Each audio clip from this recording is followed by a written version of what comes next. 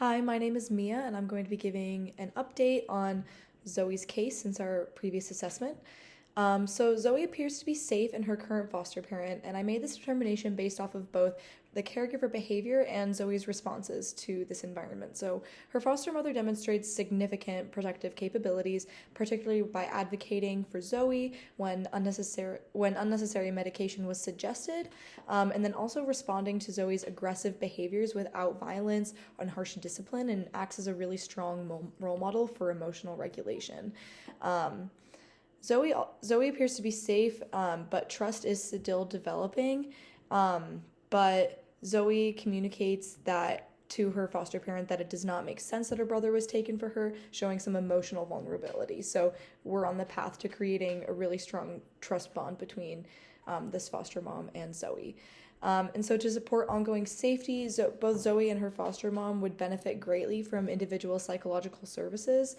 Zoe engaging in trauma informed therapy, and then the foster mother engaging in therapeutic support just to continue managing stress and implementing evidence based trauma informed caregiving strategies.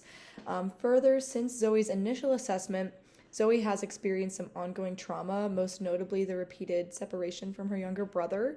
And Zoe's trauma responses to this event include becoming withdrawn at times and also exhibiting a lot of aggression by throwing objects, pushing, hitting, kicking, especially towards the foster mom. So Zoe would benefit from trauma-informed therapy with a child psychologist to help process grief related to this separation and reduce maladaptive coping behaviors. So Zoe has a clear and urgent need for permanency. And among the available options, I would really recommend adoption as being the most appropriate permanency goal, as it provides the highest level of stability. And just considering the relationship that Zoe and her mother have right now, I don't see it improving, and I don't see the mother ever regaining guardianship over her parents, over her children. So guardianship could be is not a viable option, and long-term foster care is the least desirable, as it does not provide the true permanency and stability that Zoe needs. And then this permanency plan should prioritize adoption by this current foster mother pending her assessment and willingness capability. Efforts should be also made to be reunify Zoe with her brother, and occurring in a 6 to 12 month time frame. Zoe's physical health also appears to be very stable in her current placement, but continued monitoring of development is recommended. Zoe also demonstrates significant social and emotional challenges in functioning, as she exhibits difficulty trusting others, and displaying maladaptive coping strategies, including aggression and destruction of meaningful items, and then also potential self-harm behaviors with the quill.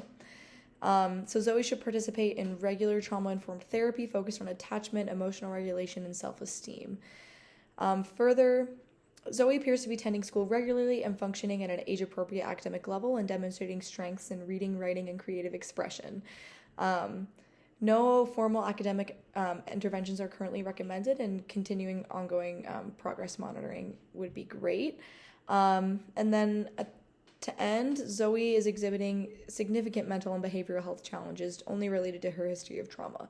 So keeping away from any sort of medication and pursuing intensive psychological services would sustain healing and stability. Thank you.